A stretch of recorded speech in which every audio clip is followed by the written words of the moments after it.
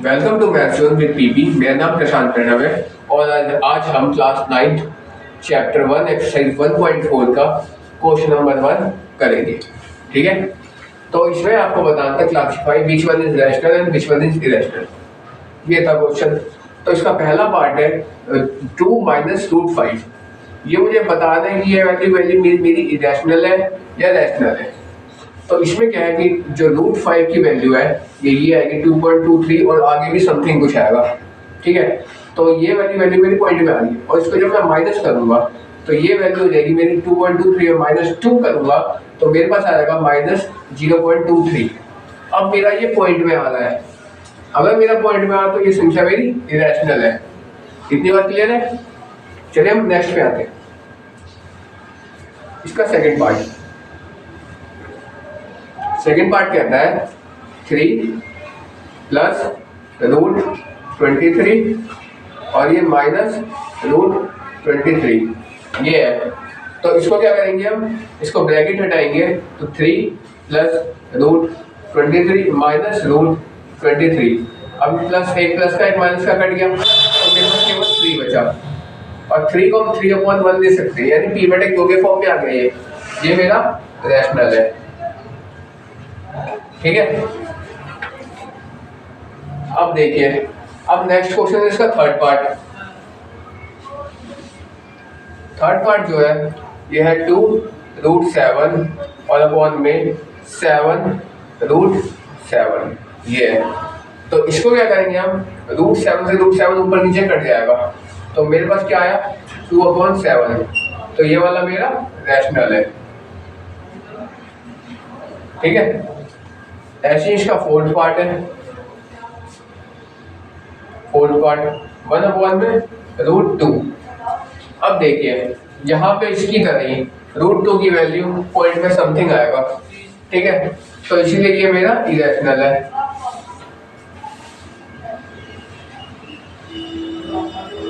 ठीक है, अब अगली वैल्यू है मेरी फिफ्थ पार्ट। इसकी फिफ्थ पार्ट है 2 पाई। अब आप लोग जैसा जानते हैं कि पाई का जो मान है ये होता है हमारा 2 इंटू या 2 पाई, तो 2 इंटू पाई का मान होता है 3.14। तो ये भी मेरा समथिंग आएगा 6.28 आएगा। ठीक है, तो ये भी मेरा पॉइंट में आ रहा है तो इसलिए ये भी मेरा इरेशनल है। ठीक है, इतनी बात क्लियर है? किसी को कोई डाउट है? ठीक है, फिर हम आगे आते हैं।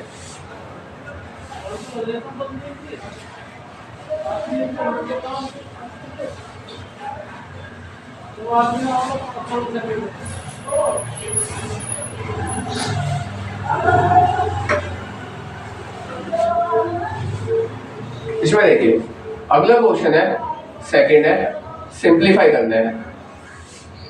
सिंप्लीफाई, ठीक है, तो इसका फर्स्ट पार्ट है, ये कहता है 3 प्लस रूट 3 और अगला है 2 प्लस रूट 2। इसको मुझे सॉल्व करना है। तो यहाँ क्या करेंगे हम, इस पूरे से इसको मैं मल्टीप्लाई करूंगा। कैसे? यहाँ 3 लिखते हैं और यहाँ लिखते हैं 2 प्लस मल्टीप्लाई में रूट 2 और यहाँ पे प्लस का रूट 3 लिखेंगे और इसको मैं मल्टीप्लाई करूंगा 2 प्लस रूट 2 से, यानी मैंने इस 3 से इस पूरे को मल्टीप्लाई करा और इस प्लस रूट 3 से इस पूरे को मल्टीप्लाई करा। ठीक है, यहाँ से मेरा सोल्यूशन है 3 2 क्या 6 प्लस इसको जब मल्टीप्लाई करेंगे 3 को रूट 2 से मल्टीप्लाई करेंगे तो मेरे पास आ जाएगा 3 रूट 2। उसके बाद हम इस पे आएंगे, प्लस लगा देंगे बीच में। अब जब मैं इसको रूट 3 को 2 से मल्टीप्लाई करेंगे तो आएगा 2 रूट 3 और यहाँ plus root 3 into root 2 root 6। ये जो आया यही मेरा आंसर हो जाएगा क्योंकि इसके आगे सॉल्व नहीं होगा। ठीक है, ये क्लियर है? आइए नेक्स्ट पे आते हैं।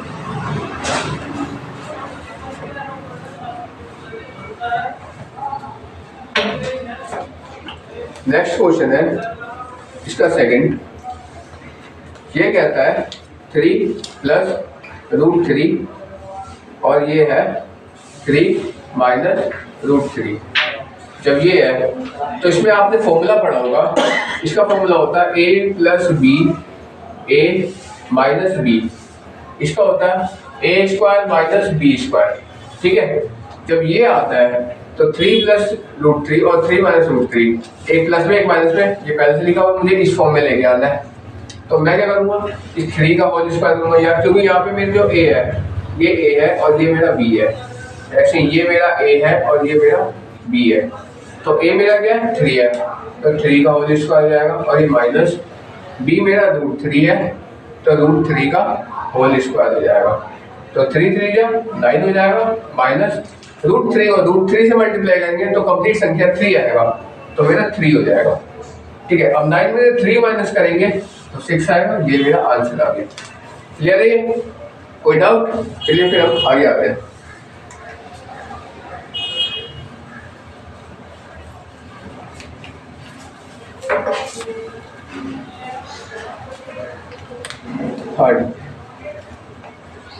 थर्ड है रूट 5 प्लस रूट 2 इस पूरे की होल स्क्वायर।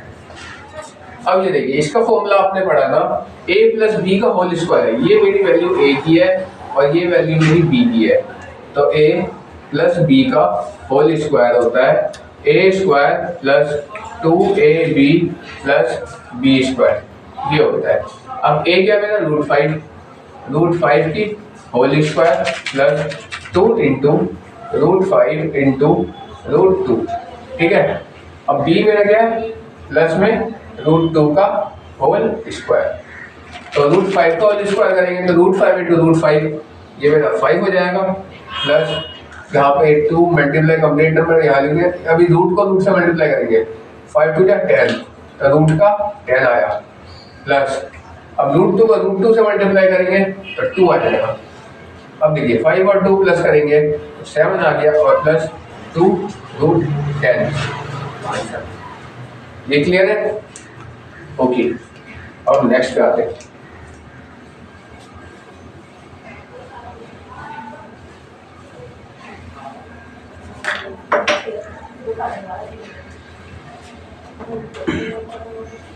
फोर्थ, ये है रूट 5 माइनस रूट 2, अगला है रूट 5 प्लस रूट 2।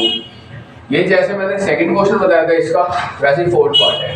ये है ए, ये बी, ए माइनस बी, ये है ए और ये है बी, यानी ए माइनस बी ए प्लस बी। फॉर्मूला क्या होता है ए माइनस बी और ए प्लस बी।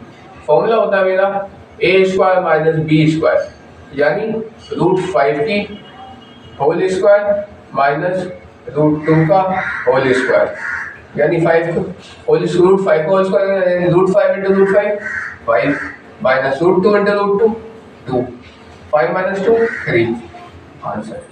ठीक है, ये क्लियर? कोई डाउट? चलिए नेक्स्ट क्लास।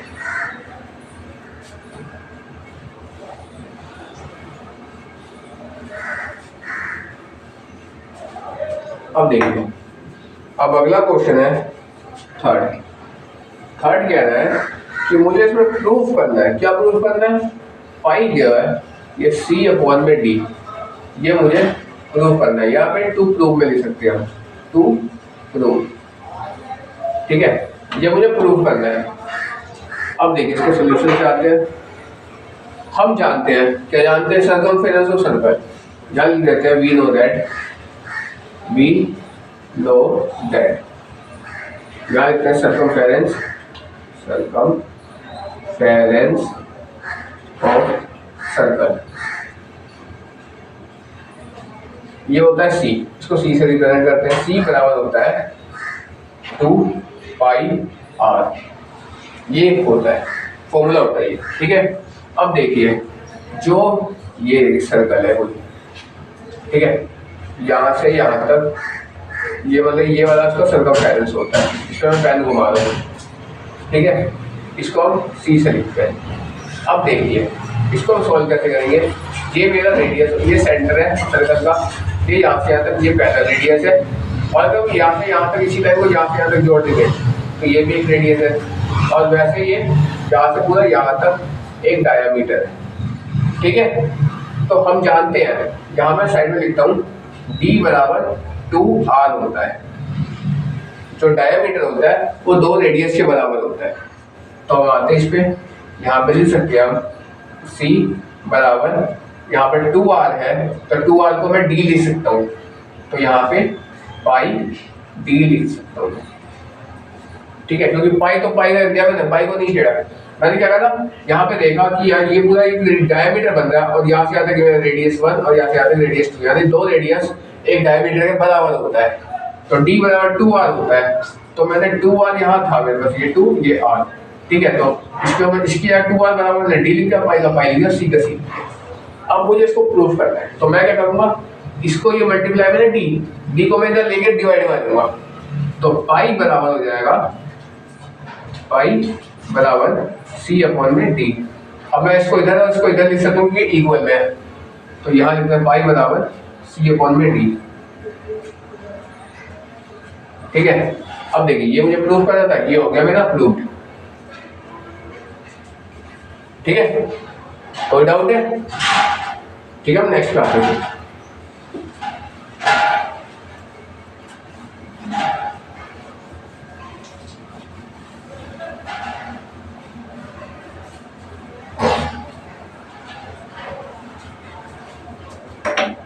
ये देखिए, इसका अगला 4th क्वेश्चन है।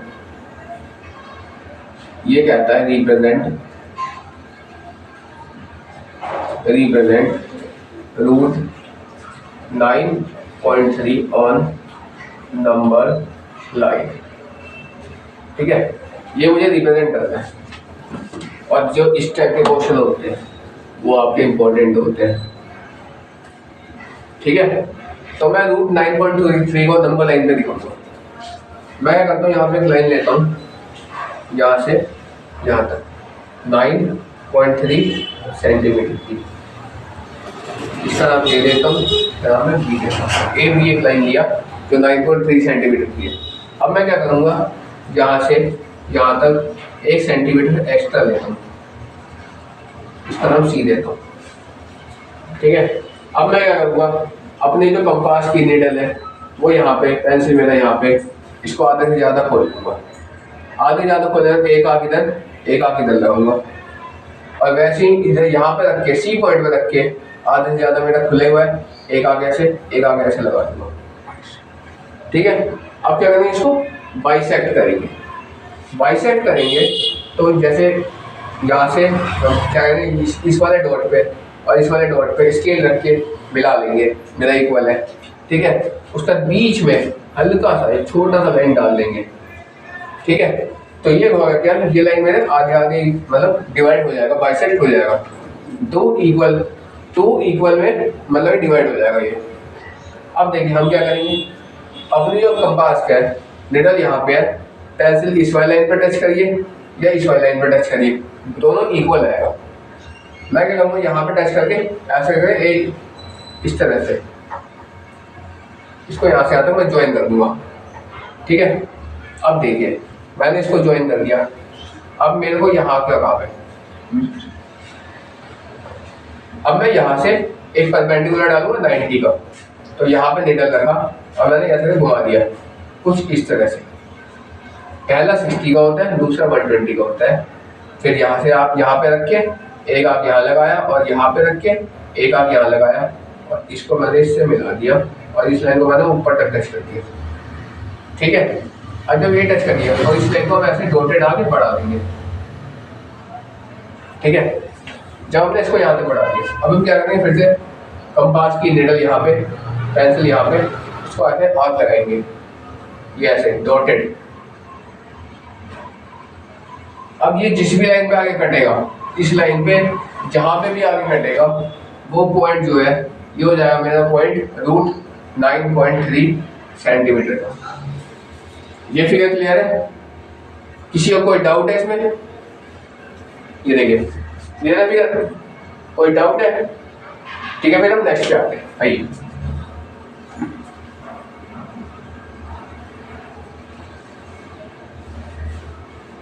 और इस तरह के क्वेश्चन से पेपर में जरूर आते हैं, इंपॉर्टेंट है।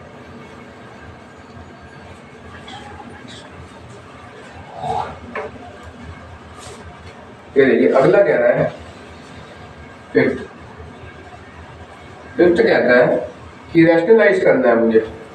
क्या करना है?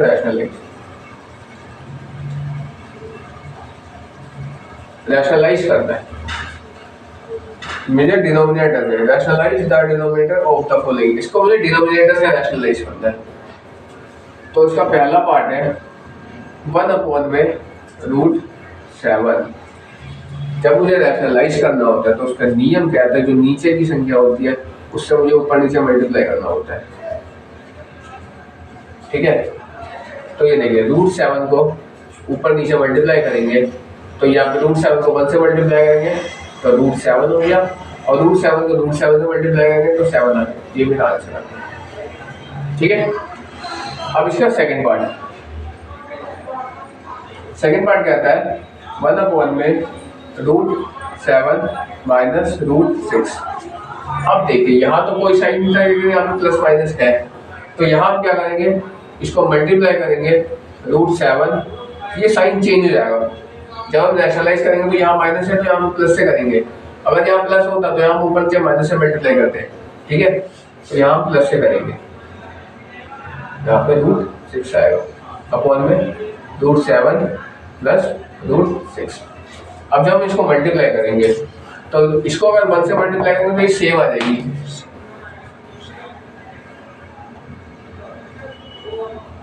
ठीक है, जब हम इसको मल्टीप्लाई करेंगे 1 से इस पूरे को तो ये सेम आ जाएगा √7 प्लस √6। अब ये क्या होगा, ये जो है मेरा ये बनता है a माइनस बी, और ये पूरा जो है ये बनता है a प्लस बी।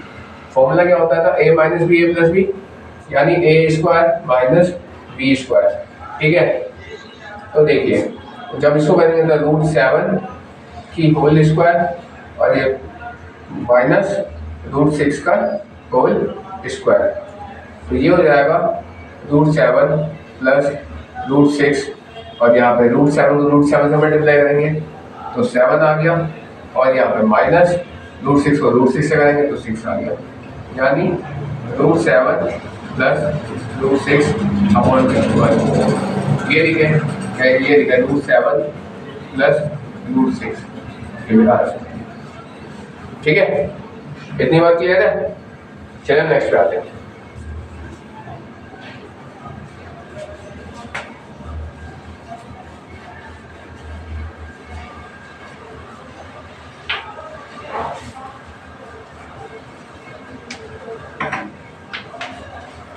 ये देखिए अगला है थर्ड पार्ट। थर्ड पार्ट कहता है 1/√5 प्लस √2। ये इसको मैं क्या करूँगा, मल्टीप्लाई करूँगा √5 माइनस √2 से, और इसको भी मल्टीप्लाई करूँगा √5 माइनस √2 से। यहाँ पे प्लस था तो मैंने माइनस ऊपर से मल्टीप्लाई करा है, तो यहाँ पे आ जाएगा। ये देखिए इसको जब मैं पूरे को 1 से मल्टीप्लाई करूँगा तो आएगा √5 माइनस √2। अब देखिए a plus b a minus b, formula होता है a² माइनस b², यानी √5 की होल स्क्वायर माइनस √2 का होल स्क्वायर, यानी ये हो जाएगा √5 माइनस √2 अपॉन में √5 का होल स्क्वायर करेंगे तो 5 हो जाएगा, √2 का होल स्क्वायर करेंगे तो 2 हो जाएगा। अब इसको सेम लिखते हैं √5 माइनस √2 अपॉन में 5 में से 2 माइनस किया तो 3 आ गया। ये मेरा आंसर है। ठीक है, अब आइए नेक्स्ट पे आते हैं फोर्थ पे। फोर्थ कह रहा है 1/√7 माइनस 2। जब ये है तो इसको मैं मल्टीप्लाई करता हूँ, ये माइनस है तो ऊपर से प्लस से मल्टीप्लाई करूँगा √7 प्लस 2 अपॉन में √7 प्लस 2। अब देखिए इसको मैं 1 से मल्टीप्लाई करूँगा तो सेम रह जाएगा √7 प्लस 2। अब देखिए अब आते हैं यहाँ पे a plus b a minus b a plus b, formula होता है a² यानी √7 की होल स्क्वायर, और ये माइनस b² यानी 2 का होल स्क्वायर। यहाँ ओनली 2 है, √2 नहीं है। ठीक है, तो यहाँ पे लिख देंगे इसको ऊपर वाला सेम √7 प्लस यहाँ पे 2 अपॉन में 7 √7 की होल स्क्वायर करेंगे तो 7 आ गया, और 2 का स्क्वायर करें 2 इंटू 2 हो जाएगा, तो यहाँ पे 4 हो जाएगा, यहाँ पे हो जाएगा √7 प्लस 2/3। ये मेरा आंसर आ गया। ठीक है, ये क्लियर है? कोई डाउट है? ठीक है, फिर हम नेक्स्ट पे आते हैं। आइए, हाँ, और यहाँ पे मेरा एक्सरसाइज 1.4 फिनिश हुआ। अब हम एक्सरसाइज 1.5 पे आते हैं।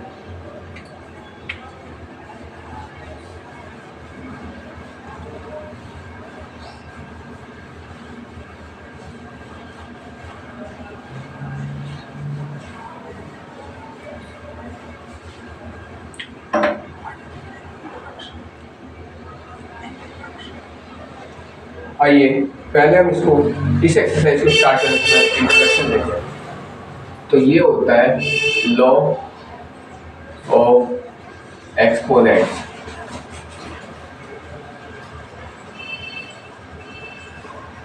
लॉ ऑफ एक्सपोनेंट्स के बारे में पढ़ेंगे यहाँ पे।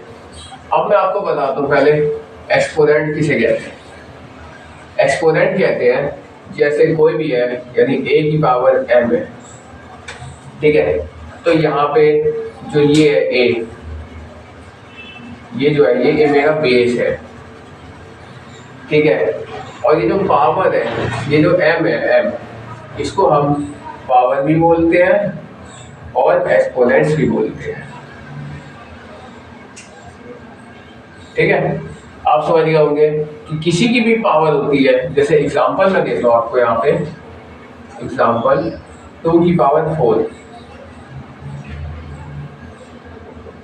ये 2 जो है मेरा, ये मेरा बेस है, और जो ये पावर है 4, ये मेरा एक्सपोनेंट है। एक्सपोनेंट बोले या पावर बोले, बात एक है, एक्सपोनेंट्स, ठीक है, या पावर,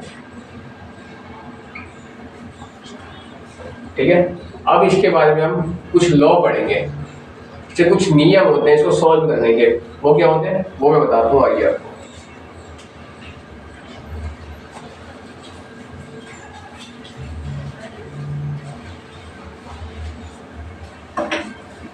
इसमें देखिए, इसका पहला नियम होता है,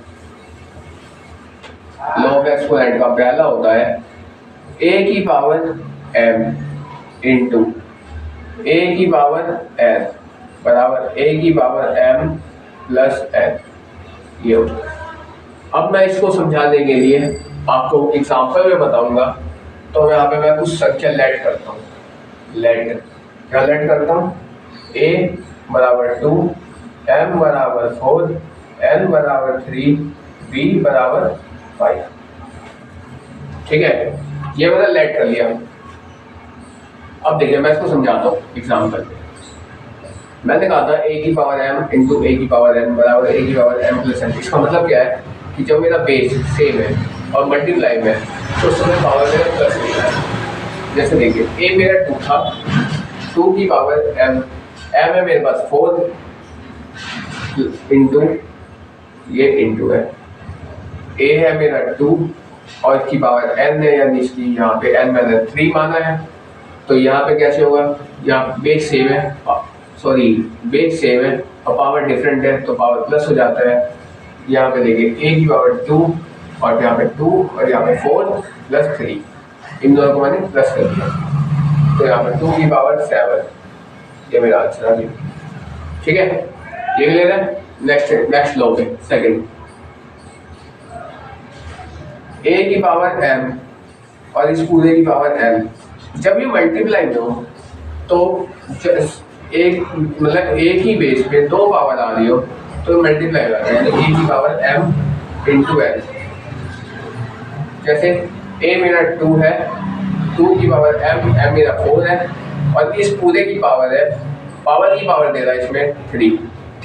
तो यहाँ पे मैं करूँगा, ये एग्जांपल है आपका, 2 की पावर 4 इंटू, यहाँ पे 4 इंटू 3, यानी 2 की पावर 12। ये मेरा आंसर आ गया। ठीक है, अब मैं आइए नेक्स्ट पे आता हूँ, थर्ड पे। थर्ड बता रहा है मेरा a की पावर m और अपॉन में a की पावर n जब यहाँ अपॉन होगा तो मेरा जो ये है बेस सेम है, इसका पावर अलग अलग है लेकिन ये अपॉन में है, तो यहाँ माइनस हो जाएगा, a की पावर m माइनस n हो जाएगा। जैसे आपको एग्जांपल में देता हूँ, a है मेरा 2, 2 की पावर है मेरा 4 और अपॉन में 2 की पावर है मेरे पास 3, तो यहाँ पे हो जाएगा 2 की पावर 4 माइनस 3 यानी 2 की पावर ये 1 यानी 2। ठीक है, ये तीनों नियम समझ में आए। आइए हम नेक्स्ट पे आते हैं, इसके आगे।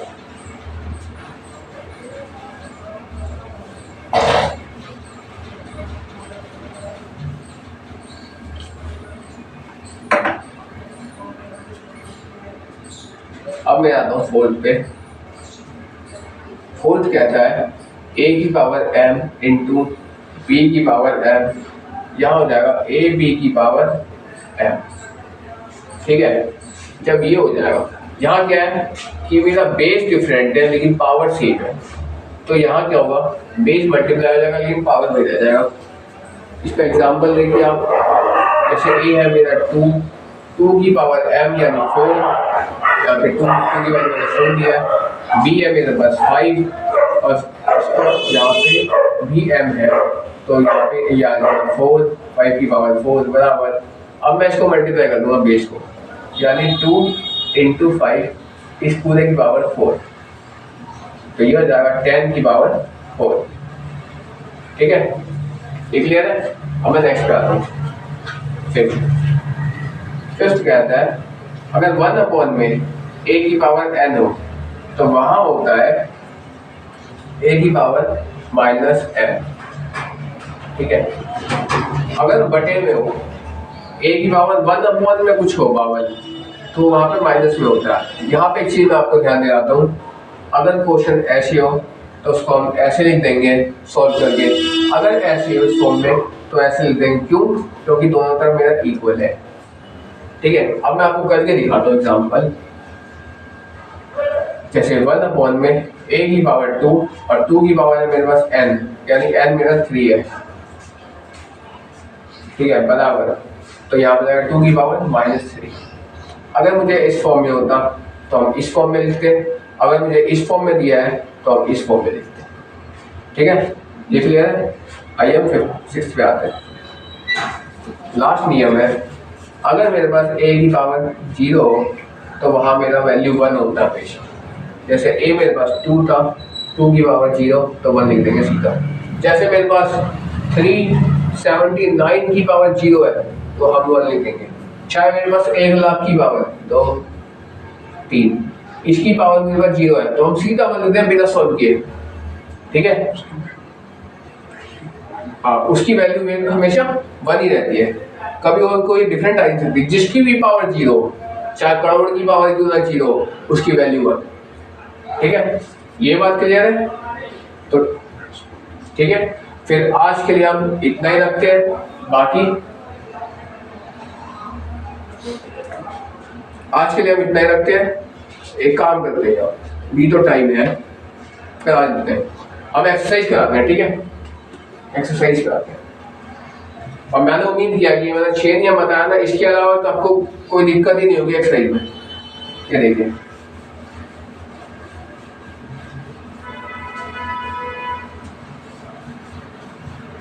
अब देखिए मैं आपको एक्सरसाइज कराता हूँ। एक्सरसाइज 1.5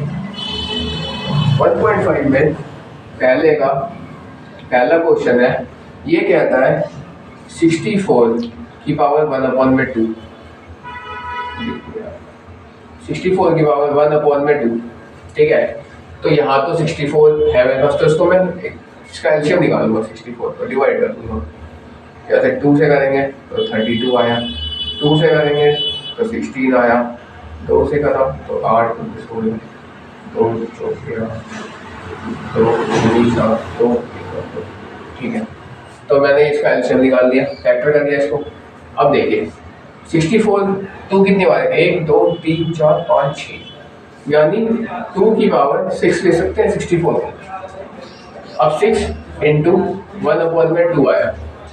अब मैं इसको काट दूंगा 2 से, तो यहाँ पे 3 आ जाएगा, क्योंकि 2 3 का 6 होता है।